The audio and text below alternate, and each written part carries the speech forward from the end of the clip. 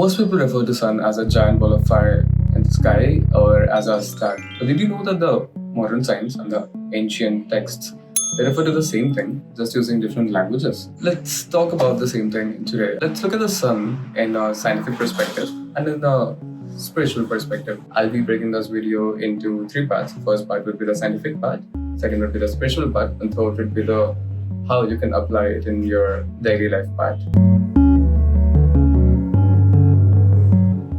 Let's talk about the science part. 152 million kilometers away, when a thermonuclear reaction happens between hydrogen and helium atoms, you get hot plasma. The same energy of the hot plasma travels in the space for 8 minutes and reaches the Earth's atmosphere.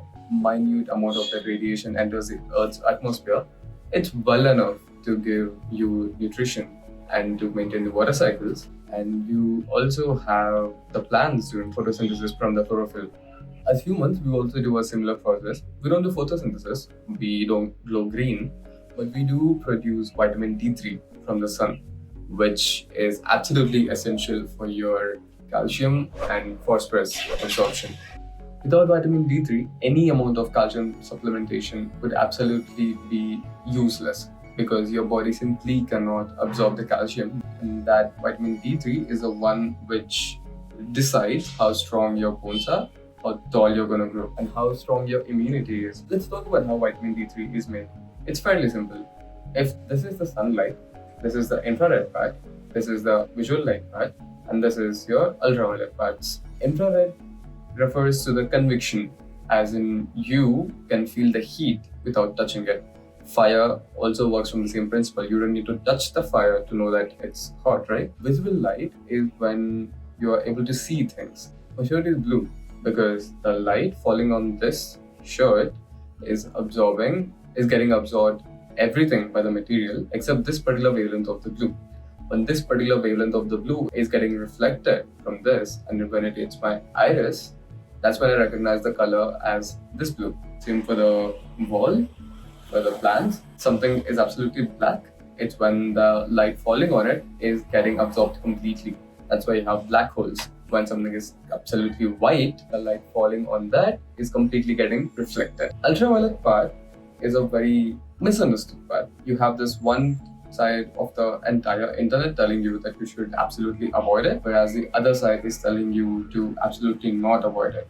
They're both correct, they're both wrong at the same time. Let's talk about why ultraviolet is very important to us. The parts here are non-ionizing radiations, and the parts here are ionizing radiations. What do these mean?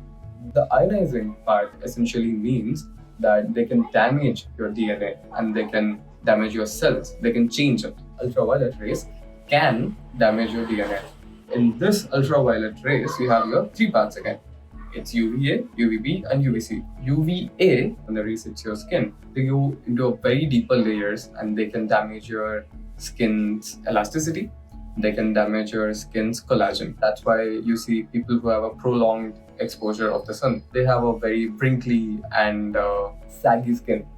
UVA is the reason why it happens. UVB rays fall only on the topmost layer of your skin. That's the only layer that decides your skin tone. When the light falls on your skin, on your uppermost layer, it immediately triggers melanocytes to produce melanin. Once the UVB rays go past that melanin, when it reacts with a certain type of cholesterol, that would be turning into a precursor of vitamin D3 called cholecalciferol. This cholecalciferol travels through your blood to your liver. It's in this liver that cholecalciferol gets turned into calcidiol. And that cholecalcidiol again travels to the blood, to your kidneys, and there it turns into cholecalcitriol. Cholecalcitriol is a vitamin D3 that your body can use for your calcium and phosphorus absorption.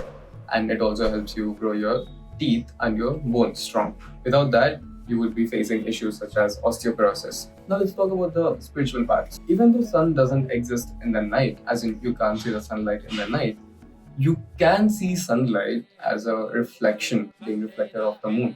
Ancient texts say this that Usha is a Vishwaveda, as in Usha, the sun god. Aditya is a person who knows everything in the universe because he is always present and he is the ever witness for anything.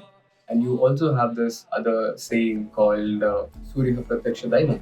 Sun is the one god that you can see with your naked eye. And you have also this other saying called Arogyam Bhaskara. Health is a boon given by the sun, but to us Atman, the personification of the universal energy. The most famous Gayatri mantra that any of us know is Om Bhurбhuva Swaha Tat Saviturvarenyam Bhargo Devasya Dhimahi Dhiyo Yo Nah Prachodayat. That Savitra in the mantra is referring to the sun god, and that Savitra is the solar energy representation. Gayatri Mata is the personification of that mantra. So the Gayatri mantra is essentially for the sun god, not for the Gayatri Devi herself. You also see Aditya sun god mentioned in a lot of texts. Let's take Ramayana for example. When Ram was fighting in the war with Ravana, then he was almost discouraged that he might not be able to kill Ravana. It's when Agastya came down and he recited Aditya Hrudayam for him.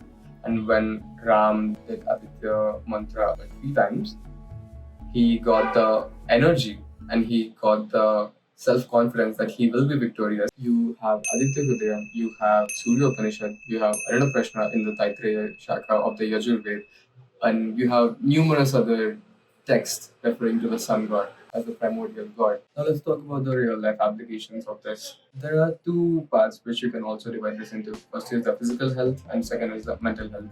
If you're someone who wants the physical health benefits of the sunlight, I would recommend you to start spending around 15 to 20 minutes in the sunlight as it resets your body's circadian rhythm and it naturally improves your mood, it boosts your mental health, serotonin, and it also helps in regularizing your hormones. In that 15 to 20 minutes, you can do anything. You can meditate, you can do Surya Namaskar, you can do yoga, you can jog, you can run, you can work out, anything you want. Just spend the 15 to 20 minutes in the sun. That will physically reset your body. And if you're someone who's looking to get mental health benefits of it, I would recommend you to start chanting or listening at least to Aditya Hrudaya Stotram. That's essentially the Vedic cosmos knowledge in a short form. And why that would help you, we'll discuss about that in our next video. And if you're someone who's looking to get the physical benefits and also the mental health benefits, you can start with spending 10 minutes for the Surya Namaskars and other 10 minutes for the meditation or the Aditya Hrudayam recitation. Thank you for sticking around. I really hope you enjoyed this video. I'll be making more videos where I'll be talking about spiritual and scientific stuff. If that is something you're interested in, please keep an eye out for the content I'll be posting and see you in the next video.